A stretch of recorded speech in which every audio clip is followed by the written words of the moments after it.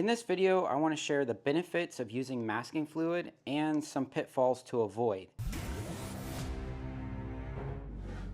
Masking fluid is so helpful when it comes to painting realistically, especially in watercolors. I ended up masking the top layer of these canyons and painted the sky first. And that allows me to just focus on the sky and not worrying about painting over the canyons and having to fix that later. After I finished the sky, I was able to take up the masking fluid and paint the canyons.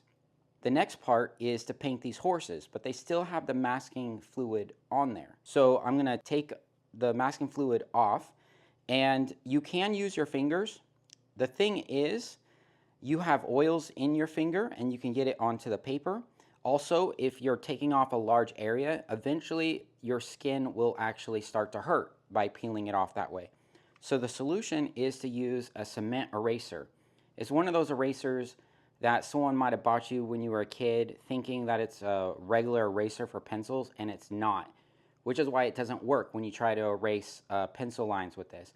This is specifically for masking fluid, and it will just take it right off. You just keep going in the same direction. You don't go back and forth. You just keep going like this in one direction, and it comes right off.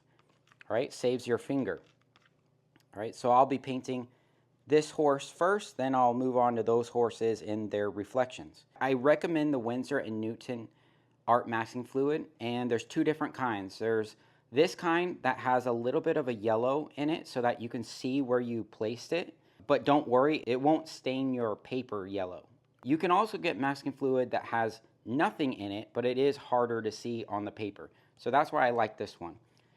You can also get a bottle like this, all right, and it has a very fine tip. Let me show you. See, very fine tip. There we go.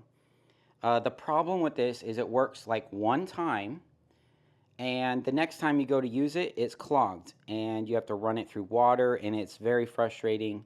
I don't actually recommend this one.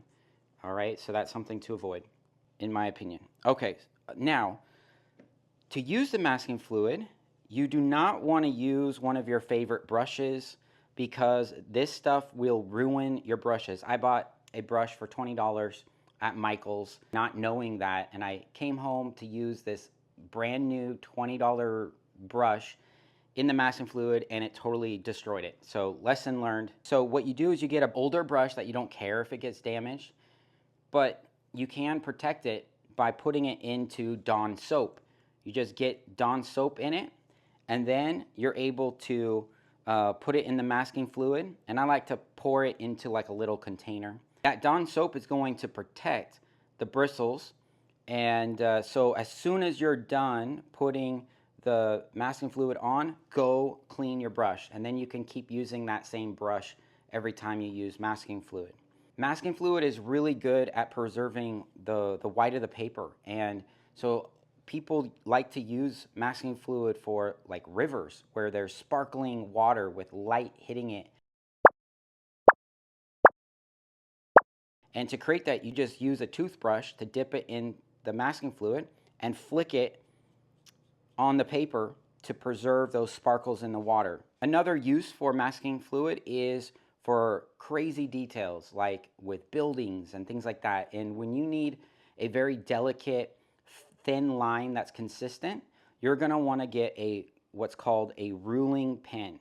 And this little knob right here, let's see, this knob right here makes the line either thinner or thicker, right? It actually adjusts the size of the line, and you would dip this in some masking fluid and it will give you a nice straight line, all right? Really, really thin and consistent, right? So one of my favorite watercolor artists uses this with his work. One other option, if you don't want to ruin any brush or have the chance of ruining a brush, you can get one of these guys. It has a rubber tip, so you can dip it in, use it with the masking fluid, and when you're done, it will dry, and you can just peel the masking fluid right off. And this is usually used for like clay. It's a shaper, but it works really good with the masking fluid. Those are my tips, and I'll see you in the next video.